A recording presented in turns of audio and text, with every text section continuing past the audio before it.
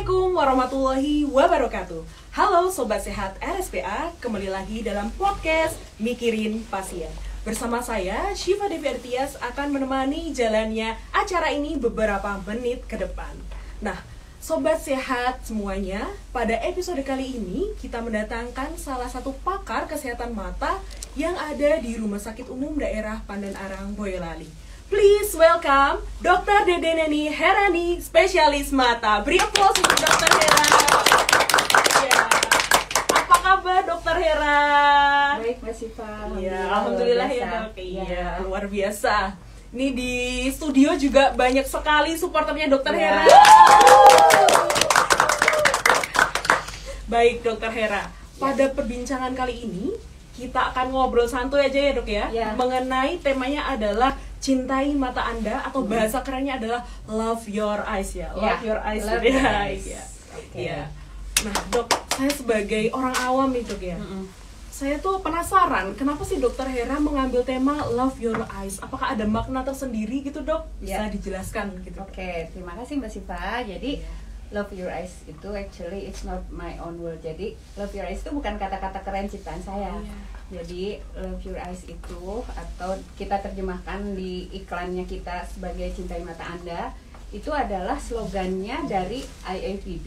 Dia adalah agensi internasional untuk preventional blindness. Jadi ada agensi di dunia ini yang dibentuk, dikepalai oleh Ratu Elizabeth even waktu kemarin ya, waktu belum meninggal, itu sebagai bagian dari WHO. Jadi kita harapannya di tahun 2030 nanti dunia itu terbebas dari kebutaan yang actually itu bisa tercegah atau tertangani gitu.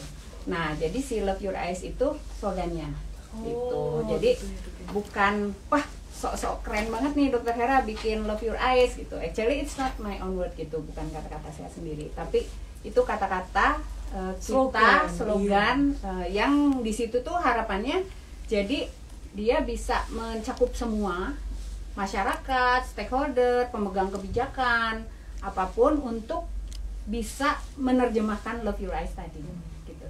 Mantap sekali Dok. Iya, Mbak Syifa. Tadi Dok, dari yang saya dengar tadi ya, tadi saya ada mendengar mengenai World Sight Day. Benar ya?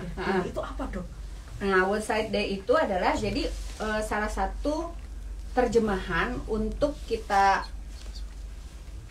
mencintai mata ini adalah dengan menetapkan di tiap tahun ada World Sight Day. World Sight Day itu jadi hari penglihatan sedunia. Nah, itu sebenarnya bulan Oktober.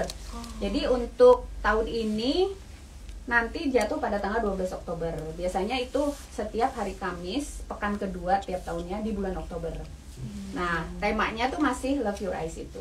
Gitu. Jadi World Sight Day itu dengan tema Love Your Eyes itu punya cara.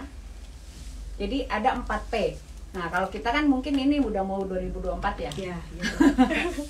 Jadi kan nanti ada 4 pilar, ada macam-macam. Nah, kita di World Sight Day itu juga ada 4P itu. Jadi gimana sih caranya to love your eyes itu prevent. Jadi mencegah. Gimana sih caranya mencegah biar mata kita nggak aneh-aneh? Nah, dengan cara healthy food sama lifestyle. Jadi kita berharap lifestyle kita terjaga dengan baik, makanannya kita juga sehat gitu. Kemudian kita juga berharap untuk protect. Nah, belakangan ini kan kita berhubungan dengan gawai atau gadget atau screen itu kan so close and for so many long time gitu. Jadi mau nggak mau warisan pandemi terutama ya, atau memang peradaban juga membuat kita tuh mau nggak mau harus benar-benar lekat dengan screen gitu. Apa-apa kita kerja dengan screen, apa-apa kerja dengan gawai. Nah, salah satu cara dari protect ini yang diharapkan dengan slogan Love Your Eyes itu adalah bagaimana kita mulai bisa make protective eyewear. Ini lebih ke sana. Jadi mungkin bagaimana kita bisa memasyarakatkan ke masyarakat, yuk kurangi sedikit lightnya dari screennya, yuk atur bagaimana pemakaian gawainya, jadi biar screen time-nya nggak terlalu banyak. Atau kalau misalnya mau nggak mau kita memang mau nggak mau berhubungan terus dengan gawe, dengan screen, kita pakai eyewear. Jadi kita memasyarakatkan atau kasih tahu ke masyarakat kita pakai kacamata aja yang blue screen, yang bisa macam-macam. Nah itu tuh juga salah satu cara untuk protect mau nggak mau pada saat ini. Nah kemudian yang ketiga itu preserve. Preserve itu gimana sih caranya biar kita itu matanya tetap bagus, tetap oke. Bagaimana to love your eyes gitu. Adalah dengan eye checking atau screening gitu. Kan waktu dulu ya mungkin dari TK, SD, SMP itu kan suka dikasih tahu, ayo cek kesehatan, tapi kan kebanyakan gigi ya atau kesehatan secara umum.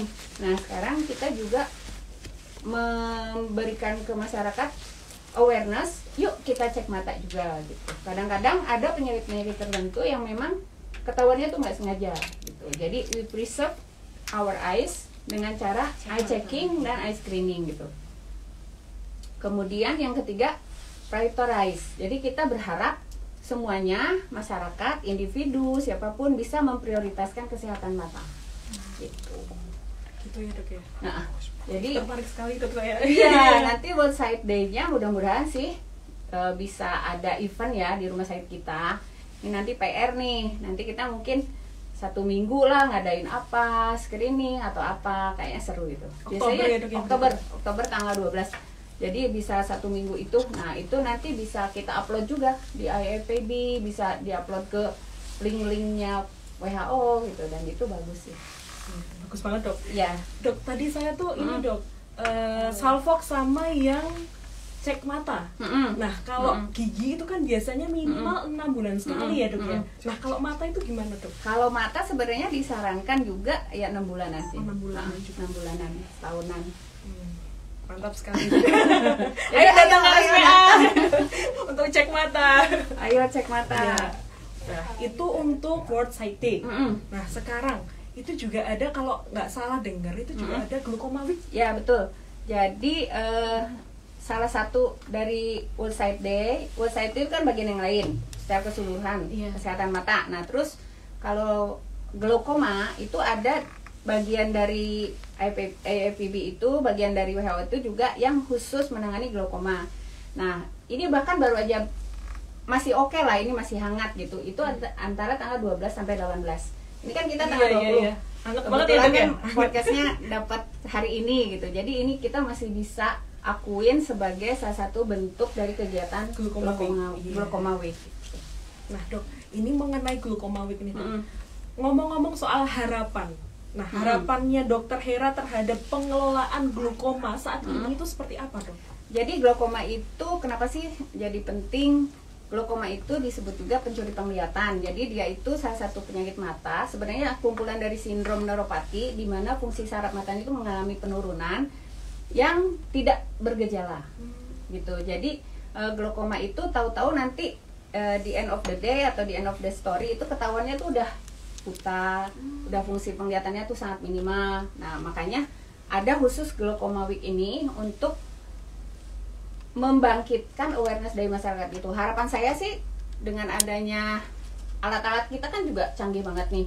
Kita udah punya banyak tonometri, OCT, itu kan benar-benar untuk salah satunya screening glaukoma. Nah itu bisa kita manfaatkan, bisa silakan masyarakat ayo datang screening gitu. Apalagi siapa sih misalnya yang harus screening, usia 40 tahun ke atas itu harus screening, orang yang berkacamata itu harus screening, kemudian yang ada riwayat keluarga familial glaukoma itu juga baiknya screening. Jadi banyak banget yang harus screening. Nah kalau mau ikut tadi yang slogannya Love Your Eyes, anybody come untuk screening, silahkan datang ke RSPA untuk screening dengan Dokter Hera yang cantik. Iya, itu mengenai glaukoma ya, harapan Dokter Hera terhadap glaukoma. Nah, itu tadi kan kalau glaukoma itu tahu-tahu di end of the day kita tahu-tahu ada glaukoma. Kita ada nggak sih tanda-tandanya gitu terhadap tanda-tandanya tuh nggak spesifik. Jadi awalnya itu mungkin cuma kayak kemeng-kemeng doang gitu, atau misalnya kok nggak enak ya, agak silau gitu. Jadi memang sangat tidak spesifik. Itu untuk glaukoma yang sudut terbuka atau sudut tertutup, tapi bukan yang serangan akut. Nah kalau yang serangan akut lain lagi, tanda-tandanya malah sangat luar biasa, nyeri, merah, muntah-muntah segala macam. Tapi itu biasanya yang akut dan itu berat. Nah kalau glaukoma yang dimaksud di sini itu glaukoma yang dia tanpa gejala. Jadi ya memang mau nggak mau harus screening itu, harus screening mau untuk taunya gitu. Bahkan kita pun di poli itu ketemu pasien glaukoma itu kadang-kadang nggak sengaja. Jadi misalnya kalau kita kan punya fundus, punya alat-alat, saya kira cukup lengkap ya di rumah sakit.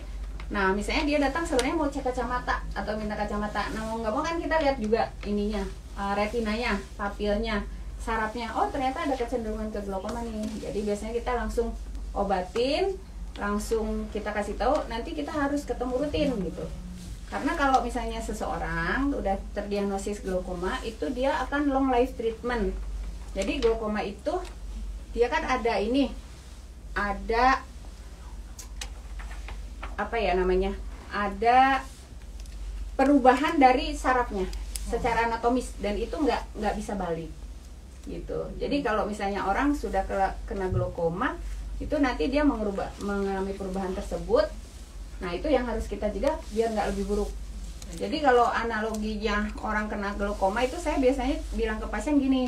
Jadi bapak itu misalnya si glaukoma itu trayek gitu. Perjalanan penyakit si glaukoma itu trayek bis dari Solo ke Semarang. Nah saya ketemu bapak atau ibu atau adik atau mbak itu ketika bisnya itu sampai Boyolali. Nah saya obatin di situ. Jadi bisnya biar berhenti di situ. Si perjalanan penyakitnya berhenti di situ. Jadi si glaukomanya tuh berhenti di situ, kelainan anatominya berhenti di situ. Nggak lebih lanjut. Kalau misalnya kita ketemunya di Semarang, artinya kan udah end of the story. Jadi itu biasanya udah blind, udah fungsi penglihatannya udah sangat menurun. Nah otomatis kita nggak bisa balikin dia ke Salatiga, at least gitu nggak bisa. Nah dan kita tuh udah kadang-kadang juga sangat menyesal ngasih tahu ke pasien, Bapak ketemunya saya udah di Semarang, Bapak. Sayang banget gitu. ya dok ya. Ya, jadi ya paling nanti kita kasih obatnya tuh untuk mengurangi nyeri, untuk membuat nyaman, tapi untuk membalikan bisa berfungsi baik gitu, biar mundur nggak bisa. Gitu. Makanya ya harapan saya itu tadi, awarenessnya makin pentingnya dari diri kita sendiri untuk aware, untuk memeriksakan mata kita ke RSPA. Love your eyes, come to me. Mantap sekali dokter ya. Tadi kita sudah membahas tentang glaukoma dok. Nah ini kita mundur lagi dok, mengenai indera penglihatan kita dok. Sebagai orang awam nih dok ya, kita bertanya-tanya sebenarnya cara kerja mata kita tuh seperti apa sih dok? Oh iya, jadi indera itu sebenarnya ada timnya ya. Di Dinkes itu kita punya tim indera. Nah itu ada mata, ada telinga, terutama dua itu. Dan itu sebenarnya ada orang-orangnya. Maksudnya ada yang bertugas menjadi tim indera itu, yang nanti screening ke masyarakat. Nah kalau cara kerja mata itu gimana sih? Cara kerja mata itu sebenarnya seperti kamera. Jadi semua harus bagus untuk bisa menangkap si objek, dan nanti setelah semuanya bagus untuk nangkap itu, dia akan diolah sedemikian rupa, kemudian sampai di otak diterjemahkan sebagai sesuatu yang kita lihat. Jadi mata secara anatomi itu ada bagian depannya, bagian depan itu yang kita lihat ini, ada kornea, kelopaknya bagus, harus bisa membuka dengan baik, menutup dengan baik, korneanya harus jernih, tidak ada perlukaan, tidak ada radang, kemudian masuk ke dalamnya lagi, lensanya harus jernih. Nah kalau misalnya nggak jernih itu misalnya katarak. Nah terus nanti itu semuanya sampai lagi ke belakang ada yang namanya retina. Retina itu sistem jaring untuk nangkepnya, untuk nangkep apa yang kita lihat gitu. Nah itu retinanya juga harus bagus. Retina itu kalau membayangkan itu dia seperti jala-jala ikan. Jadi ada anyaman-anyamannya tertentu lah, membayangkannya tuh gitu, dengan anyaman yang baik, kotak-kotak yang teratur segala macam. Kalau mengalami kerusakan misalnya degenerasi lain-lain, dia akan koyak dan lain-lain, jadi nangkepnya beda. Nah kalau semua di depan si bola mata itu baik, baru dibawalah sama kabelnya ke atas, ke otak. Nah baru di otak tuh diterjemahkan. Jadi semuanya tuh harus bagus. Itu cara kerjanya kayak gitu. Nah dok, gimana caranya? Tadi kan semua cara kerjanya harus bagus. Nah gimana cara kita tahu bahwa mata kita itu berfungsi baik apa enggak gitu? Cara tahu berfungsi baik atau tidak itu sebenarnya gampang. Kalau bisa melihat dengan baik, artinya berfungsi baik. Itu cara sederhananya. Gitu. Kalau misalnya tahu-tahu seperti tadi yang glaukoma itu biasanya suka nabrak-nabrak, suka kaget kalau berkendara ada yang ngeduluin. Nah itu gitu. Kalau misalnya katarak, oh blur, berarti ada kekeruhan gitu. Kalau yang di depan kan radang kan kelihatan merah, mungkin misalnya bintitan atau apa gitu kelihatan. Jadi fungsi utamanya karena untuk melihat. Jadi gimana sih kita tahu fungsinya baik? Ya penglihatannya baik. Kalau kasusnya di minus gitu gimana, Dok? Saya kan kebetulan minus gitu. Itu gimana, Dok? Jadi kalau minus itu semuanya baik, cuman ukurannya mungkin lebih panjang atau lebih pendek. Jadi kita itu kan dilahirkan dengan ukuran-ukuran tertentu, ukuran normal, kisaran normal. Misalnya bola mata itu ukuran normalnya anggap saja 22 sampai 24 mili gitu ya. Nah, ternyata seseorang memang punya keturunan yang dia itu miofibrinya atau otot-ototnya lebih panjang, lebih elastik gitu. Nah, itu nanti bola matanya juga lebih panjang. Nah, otomatis kan karena sistemnya seperti kamera, yang kita tangkap cahaya itu tidak tepat di retinanya. Gitu. Kalau misalnya minus karena dia lebih lonjong, dia jatuh di depannya.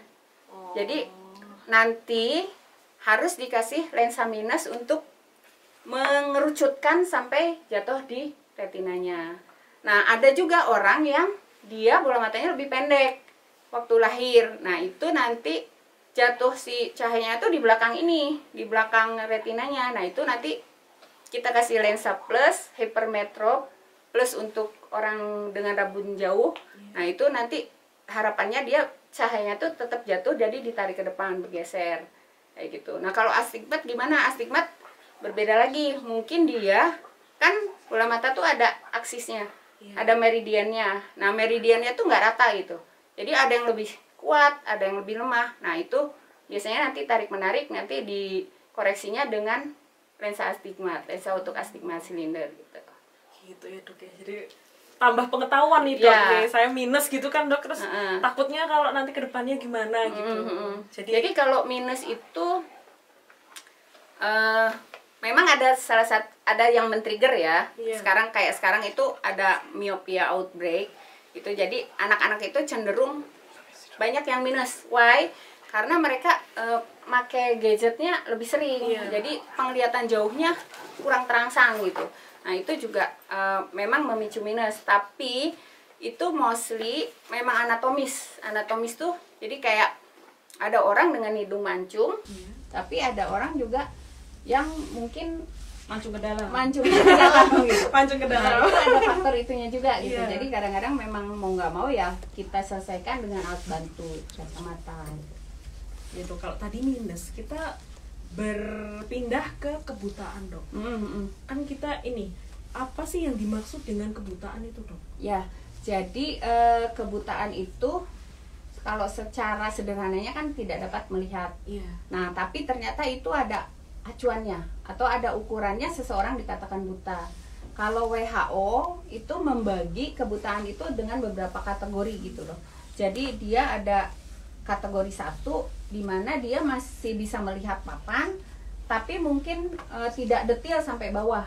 Jadi visusnya itu mungkin hanya sampai baris ke 4 atau ke 5. Itu udah dikatakan buta, kategori 1. Biasanya apa nanti yang dilakukan? Nanti pakai kacamata, atau misalnya kalau penyebabnya misalnya ternyata katarak, operasi, atau penyebab lainnya misalnya retinopati atau apa. Nah, itu nanti diselesaikan sesuai penyebabnya. Kategori 1, kategori 2 itu lebih berat lagi. Nah, untuk di kepolisian sebenarnya itu ada cek SIM. Itu yang dia fungsi penglihatannya tuh harus 6/18 ke atas. Itu artinya dia tidak masuk di definisi kategori 1 kebutaan menurut WHO. Gitu. Tapi itu pun dengan excuses pemahaman bahwa dia harus dengan koreksi maksimal. Jadi kalau seseorang dengan kacamata sudah sembuh, berarti dia tidak dianggap buta. Jadi harus koreksi maksimal. Terus gimana kalau misalnya hanya salah satu mata, dianggap mata yang terbaik. Gitu. Jadi apa ya, excusesnya atau pemaafannya tuh banyak banget gitu loh. Jadi nggak usah khawatir gitu, nggak serta merta seseorang itu bilang oh kamu buta, itu enggak. Gitu. Kalau misalnya yang biasanya datang ke kita itu yang kategori 3 atau disebut buta itu. Jadi yang pertama kedua itu mungkin masih dianggap impairment. atau fungsi penglihatannya menurun gitu. Nah, kalau kategori 3 itu udah masuk buta, itu fungsi penglihatannya tuh 3/60. Jadi kalau orang lain melihat satu objek itu dari jarak 60 meter itu masih oke, si orang ini harus dari jarak 3 meter. 3 meter. Ya, jadi kan berarti kan dia sangat menurun kan Iya. fungsi penglihatannya. Nah, itu buta menurut kategori WHO. Atau misalnya fungsi penglihatannya jauh tapi lapang pandangnya itu sempit gitu, kurang dari 10 derajat. Nah, untuk ini, untuk pemeriksaan lapang pandang ini, saya sih dapat kabar katanya kita mau dapat alat baru. Ya, who knows, maybe in 1 year, 2 years ya, nggak ngerti. Nanti kita punya alat namanya Humphrey. Jadi Humphrey itu untuk melihat derajat dari visual field. Nah, itu lebih lengkap lagi, itu udah oke banget. Ya, kita berharap ya nanti ya ke amin. depannya. Semoga ya dok ya lebih lengkap. Nanti lebih banyak yang cek mata ke sini. Ya, betul. Jadi kan di RSUD Pandanerang ini memang benar-benar sekarang alat, sarana, fasilitas tuh benar-benar lengkap, benar-benar dipenuhin. Wah, makasih banyak nih untuk manajemen. Ya, harapannya sih nanti untuk mata ya itu sih dapat Humphrey. Iya, amin. Dari sini dok kita ini dulu dok. Iya. Biar dapat dok ini Ya, kalau udah biar masuk dapet ini. Iya. nih. Ini dok, kalau biasanya ya dok ya, kalau kita daftar pekerjaan itu dok, yang ngomong-ngomong tentang kebutaan tadi, kan kadang ada yang nggak lolos tuh karena buta warna. Oh, masuknya iya. kategori mana dok? Kalau buta warna itu tidak masuk di kategori kebutaan ini. Oh, jadi itu kasus tersendiri. Jadi buta warna itu dia tidak bisa membedakan warna-warna secara spesifik dengan gradasi tertentu.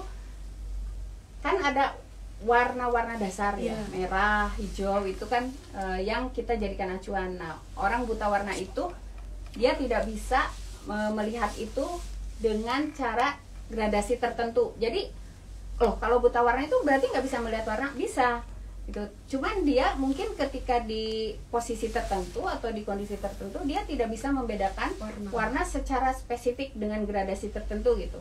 Makanya sebenarnya kalau orang-orang buta warna itu kan dia tidak boleh menjadi apanya itu biasanya untuk kasus-kasus yang spesifik juga gitu. Misalnya kayak penerbang pesawat tempur. Kan itu dia mungkin untuk melihat ini ya, untuk melihat area buat ngebom, area buat menyerang musuh atau apa gitu, atau area untuk menjatuhkan bantuan atau apa gitu kan, itu berdasarkan koordinat dan berdasarkan mungkin peta yang gradasinya tuh perbedaannya tuh sangat kecil. Nah, itu memang harus benar-benar yang awas warna ya. Nah, gitu. Jadi misalnya ada orang buta warna gimana dok? Ya saya kira sih jangan berkecil hati ya. Cuma memang karena syarat untuk tidak buta warna itu banyak di bagian pekerjaan atau belahan dunia pekerjaan kita ya, di ini dari awal di setting. Oh, nanti dia mau kemana? Jadi nggak kecewa waktu pas baru tahu. Ya itu tadi, jadi balik ke Love Your Eyes, silakan screening, awareness pada diri awareness, silakan datang, silakan periksa. Jadi untuk buta warna itu kita punya standarnya memang untuk periksa buku isi hara itu. Gitu. Yang angka-angka itu. Angka-angka itu. Baik dok, kita kembali lagi ke laptop ya. Mengenai kebutaan dok, itu ada nggak sih 5 besar penyakit penyebab kebutaan?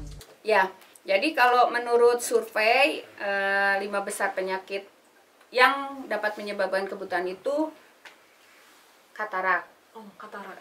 Katarak itu masih merupakan penyebab kebutaan terbesar, dan dia penyebab kebutaan terbesar yang dapat diobati, dapat diatasi. Jadi katarak itu kan lensanya keruh. Lensa itu kan tadi ada di tengah ya, depannya bagus, mungkin retinanya bagus, mungkin otaknya nggak bermasalah, tapi ada penghalang di tengah. Jadi si katarak ini sebenarnya something simple, something easy to cure. Tinggal secara mekanik kan dia diganti dengan lensa baru. Nah, itu juga kita rumah sakit kan punya vakoemulsifikasi ya, kita punya metode untuk operasi katarak terbaru. Kita juga secara spesifik memeriksa every patient with their single condition. Jadi si pasien ini nanti kita ukur biometri, ukur lensa sendiri-sendiri. Jadi kita nggak pukul rata, oh nanti lensanya kasih ukuran sekian gitu, enggak.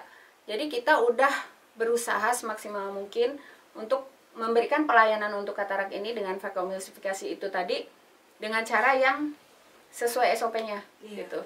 Jadi harapannya angka kepuasannya bagus, outcome-nya juga bagus gitu. Kemudian yang kedua, retinopati diabetik. Retinopati diabetik ini juga kita punya laser. Jadi sebenarnya kita tuh udah lengkap banget gitu alat-alatnya. Nah, kita bisa laser. Nah, kalau saya sih sering nitip ke teman sejawat gitu atau keluarga siapapun yang menderita diabetes atau baru terduga diabetes, udah silakan datang ke dokter mata sekali aja. Nanti kalau misalnya, oh oke, you're fine, kamu nggak apa-apa, baik. Nanti paling kontrol juga setahun. Terus misalnya, oh iya ini udah ada kecurigaan nih, udah mulai ada kayak pertumbuhan bintik-bintik perdarahan atau kebocoran atau apa di retinanya. Nah nanti kita paling, oh kontrol lebih cepat. Oh misalnya ini harus dilaser, kita laser. Oh ini harus tindakan yang lebih besar, kita juga nggak segan untuk merujuk ke yang lebih tinggi.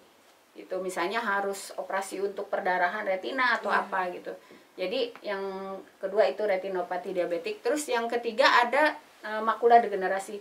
Makula degenerasi itu juga penyebabnya tanda kutip itu tidak spesifik kenapa. Jadi tiba-tiba nanti pasien itu tidak bisa melihat di tengah. Jadi hilang metamorfosia. Jadi kalau lihat muka saya itu yang kelihatan mungkin cuma pipinya, cuma kerudungnya, gitu. Tengahnya kelihatan, hidungnya nggak kelihatan, mulutnya nggak kelihatan. Nah itu mungkin awalnya nggak kelihatan ujung hidungnya doang gitu, lama-lama kok mulutnya juga ikut nggak kelihatan, terus lama-lama matanya nggak kelihatan, jadi dia makin lebar sampai nanti hilang. Nah itu juga kadang tidak disadari pasien, dan biasanya kadang kan satu-satu dulu, mata sebelah dulu, jadi ya memang balik ke tadi, love your eyes, awareness-nya gimana gitu. Nah terus juga ini glaukoma tadi, glaukoma. Kemudian ya yang banyak yang juga bisa diatasi yaitu kelainan refraksi atau butuh kacamata. Mantap, 5 penyakit yang menyebabkan kebutaan yang bisa dicegah, yang bisa diatasi dengan love your eyes. Love your eyes. Iya, itu adalah 5 besar penyebab kebutaan yang bisa dicegah. Nah, selanjutnya dok, kalau misal ya, tadi kan kita membahas mengenai love your eyes dengan awareness diri sendiri untuk cek mata. Nah, apa saja sih dok fasilitas poliklinik mata dan ruang bedah di Rumah Sakit Umum Daerah Pandan Arang sendiri? Ya, jadi untuk semua masyarakat ya, ini yang ikut IG Live atau nanti ikut rekamannya, fasilitas kita tuh udah sangat lengkap. Jadi mulai dari poli kita pasti dicek dari awal tuh. Untuk penglihatan depan kita punya slit lamp. Slit lampnya kita itu juga punya screen, punya layarnya, dan kita bisa capture. Jadi misalnya penasaran, saya gimana sih matanya, bilang aja, dok saya boleh nggak lihat kayak apa sih mata saya, nanti kita foto. Nanti kita biasanya tanpa diminta pun kita foto, kita capture, kita terangkan ini loh kondisinya. Misalnya ada kelainan, misalnya katarak, ini loh bu, katarak itu ini itu. Misalnya ada radang, ini loh radangnya ini. Misalnya ada perlukaan, ini perlukaannya. Misalnya ada benda asing, biasanya ini benda asingnya gitu. Jadi itu canggih banget sih gitu. Jadi silakan datang. Terus kita juga di poli juga punya tonometri. Tonometri itu untuk mengukur tekanan. Nah itu biasanya untuk screening glaukoma juga. Terus kita juga punya OCT. OCT itu lebih ke detailnya dari retina, dari posterior part of our eyes. Nah itu dari kalau misalnya kelainannya kurang spesifik, kita bisa OCT. Oh ya ternyata ada pembengkakan nih di makula. Oh ternyata ada perdarahan yang nggak kelihatan. Oh ada lepas atau apa gitu nanti. Dan kita juga punya USG. Jadi USG itu kalau misalnya dari depannya nggak kelihatan, kita nggak bisa ngintip, dokter matanya nggak bisa lihat apa-apa. Tapi pasien blind itu USG. Oh ternyata di belakangnya ada perdarahan. Oh ternyata ada retina yang lepas gitu. Dan apa namanya, selain di poliklinik, OK-nya kita juga udah bagus banget. OK-nya kita udah pass of the surgeon lah gitu. Jadi idaman lah buat para ahli pisau ya. Jadi kita OK-nya bagus, OK-nya available 24 hours. Jadi kalau ada kasus-kasus sito pun kita oke. Dan kita juga punya schedule yang reguler untuk tindakan. Jadi kita juga ada operasi-operasi mata yang kita lakukan reguler. Mantap banget, udah lengkap sekali poliklinik, OK-nya, dah mantap banget. Tinggal teman-teman sobat sehat RSPA datang ke sini menemui Dokter Hera untuk awareness diri sendiri. Ya, to love your eyes. Iya, to love your eyes. Nah, Dok, ini Dok, ini pertanyaan terakhir sih Dok aslinya. Nah, harapan kita udah Dok, mau berpisah. Iya, nggak terasa udah hampir 30 menit Dok. Oh iya. Jadi harapan Dokter Hera terhadap pelayanan mata di masa depan tuh seperti apa Dok? Baik secara global maupun secara khusus di Rumah Sakit Umum Daerah Pandan Arang. Ya, karena ini mungkin ditonton juga nggak cuma oleh masyarakat biasa, juga mungkin oleh stakeholder yang lain atau siapa. Saya sih berharap dukungannya dari semua pihak. Jadi biar pemeriksaan atau kesehatan mata ini aksesnya bagus. Jadi kalau misalnya ada yang minta simple case ya, ada yang minta rujukan ke dokter mata untuk periksa mata, tolong dipermudah. Nah itu juga mungkin kadang-kadang agak tertepis ya, karena kalau mata tenang mungkin anggapannya mata nggak apa-apa. Padahal kan kalau mata sebagai indera itu kan subjektivitasnya tinggi banget. Jadi kalau kita bilang blur, orang mungkin ngelihat mata kita oke, padahal kita mungkin nggak enak gitu. Merasakannya itu. Ya kayak orang budek lah. Orang budek misalnya pun telinganya kan dua sama kiri kanan, jalannya juga lurus-lurus aja. Tapi kan dia nggak bisa dengar kan, hanya dia yang bisa mengeluhkan gitu. Nah mata juga kayak gitu. Mungkin kadang-kadang oke, fine, tapi ternyata setelah screening ketahuanlah glaukoma, bukan AMD gitu. Jadi saya sih harapannya itu. Jadi kita benar-benar kerjasama untuk provide everybody to love their eyes better gitu loh. Terus yang kedua sih ya kacamata. Karena ini something simple tapi itu tuh bener-bener handicap. Some parents itu, sebagian orang tua tuh berpikir kacamata tuh aib. Jadi kadang tuh anak datang harus pakai kacamata, dimarahin gitu loh. Jadi orang tua bilang, kamu sih megang handphone terus, kamu sih depan laptop terus, kamu sih pegang gadget terus. Untuk diketahui ya, para orang tua, anak-anak sekarang itu kalau nggak pegang gadget, mereka nggak ngerjain PR, mereka nggak belajar, mereka nggak tahu info yang benar-benar cepat banget. Jadi akan ketinggalan. Beda eranya sama kita dulu. Kita dulu mungkin ya, zaman saya nonton TV aja harus kedekatan gitu. Padahal kita sekarang TV di kamar. Jaraknya berapa sih? Kalau dulu kan harus duduk manis agak jauh gitu. Nah sekarang eranya udah berubah. Jadi untuk diketahui siapapun, kacamata tuh bukan aib gitu. Dan itu benar-benar yang membantu gitu loh. Terus emang nggak bisa lepas ya kacamata. Kita lihat perkembangannya. Jadi jangan langsung dijat, jangan langsung di stigmakan jelek gitu, kasihan. Gitu loh. Itu ya kacamata tuh sering lupa. Terus ya balik tadi aja, love your eyes. Jadi harapannya semua mendukung dari dirinya sendiri, dari sekitarnya, to love your eyes better gitu. Mantap sekali. Berbobot sekali perbincangan kita pada Perbincangannya hari yang berbobot ya. Banget. Nah, mungkin dari teman-teman Instagram ada pertanyaan? Nggak ada, belum ada ternyata. Nggak apa-apa. Mungkin sudah terlalu jelas. Sudah jelas, sudah sampai A sampai Z sudah dijelaskan oleh Dokter Hera. Alhamdulillah. Nah, Dok, ini nggak terasa udah 30 menit perjumpaan kita ini sudah harus berakhir. Namun sebelumnya Dok, sebelum acara ini kita tutup, kami mohon Dokter Hera untuk berkenan memberikan closing statement-nya. Oke. Jadi closing statement-nya saya ambil dari slogan aja, baik slogan untuk World Sight Day, Love Your Eyes, maupun slogan dari Glaucoma Week. Jadi dari Glaucoma Week itu sendiri dia bilang dunia itu penuh cahaya. Jadi cintai matamu, nikmati cahayanya. Love your eyes lagi. Jadi love your eyes. Terjemahkan sendiri pasti paham. Itu sesuatu yang easy to understand, easy to do. Jadi ya mari kita sama-sama cintai matamu. Sebenarnya kalau diterjemahkan jadi cintai matamu tuh bisa diplesetin banyak ya. Jadi kita sebenarnya enak nyebut love your eyes saja. Iya, love your eyes. Ya, back to love your eyes. Iya, back to love your eyes. Dan awareness dengan diri sendiri. Ya. Mantap sekali, Dok. Ya. Nah, dari perbincangan ini saya juga bisa menangkap, Dok, bahwa mata itu adalah jendela dunia, di mana sebagian besar informasi yang kita terima itu melalui penglihatan atau mata kita. Jadi, memiliki mata yang sehat merupakan suatu nikmat luar biasa yang wajib kita syukuri.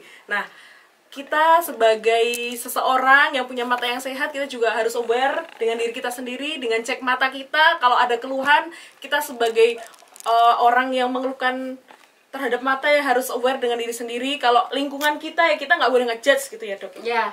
Gitu. Udah sih, Dok, itu aja dari Loving kita. your eyes is right.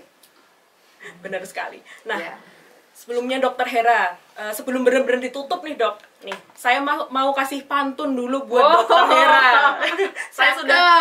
saya sudah ini mempersiapkan pantun khusus untuk Dokter Hera. Oke. Ya, nanti cakep ya, Dok ya. Oke. Ya. Jalan-jalan beli batik. Cakep. Putar-putar keliling kota. Cakep. Terima kasih Dokter Hera yang cantik. Cakep. Telah berkenan sharing dengan kita. Podcast Mikirin Pasien. Oke. Demikian perbincangan kita dengan Dokter Hera. Semoga membawa manfaat bagi kita semua. Bawa nasi dari kenduri, dinikmati enak rasanya. Saya Siva Devi, pamit undur diri. Sampai jumpa di episode selanjutnya. Salam sehat bersama RSPA. Wassalamualaikum warahmatullahi wabarakatuh. Waalaikumsalam.